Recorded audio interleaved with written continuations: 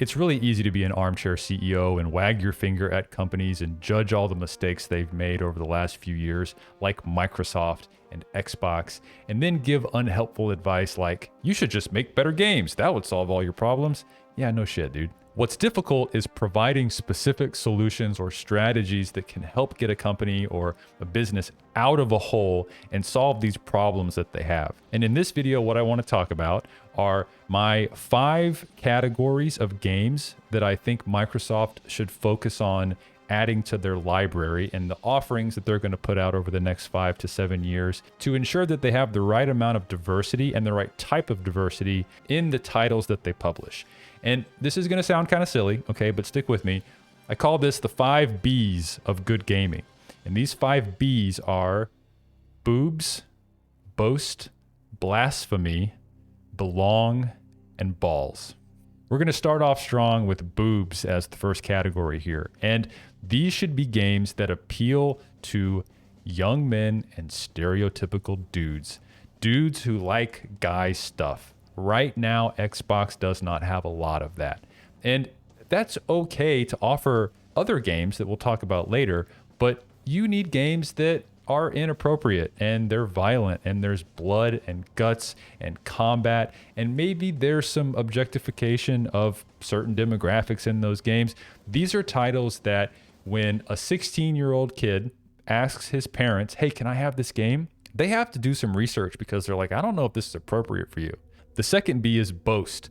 These should be titles that are challenging, and they could be challenging because you have to use your brain. They're really difficult RPGs or they're turn-based games, or they're challenging from a mechanic standpoint, like a Souls-like or an esport title, something that makes people really proud when they accomplish certain feats. They win a match, they beat a boss, stuff like that.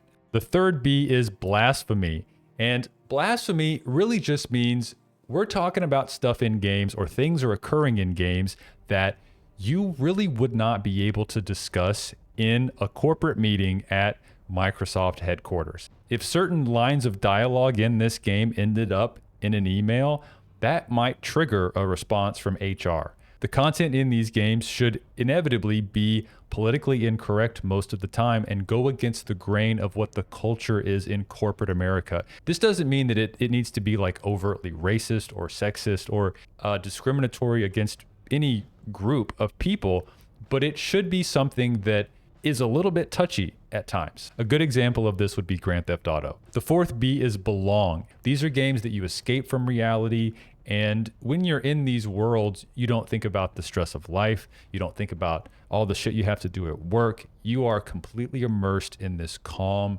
relaxing world. It could be single player or multiplayer, but when you're there, you feel like you actually should have been there in another life. This is where I belong. I feel safe here. These are my people.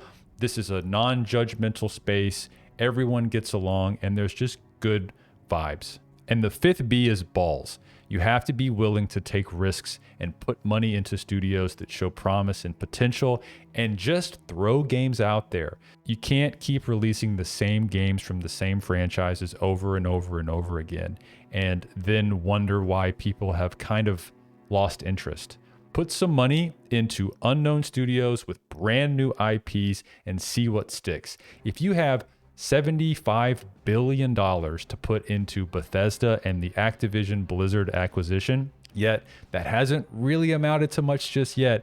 How many little studios could you have funded with that money that could have turned around a smaller scale project, whether it's single player or multiplayer, within 3 years?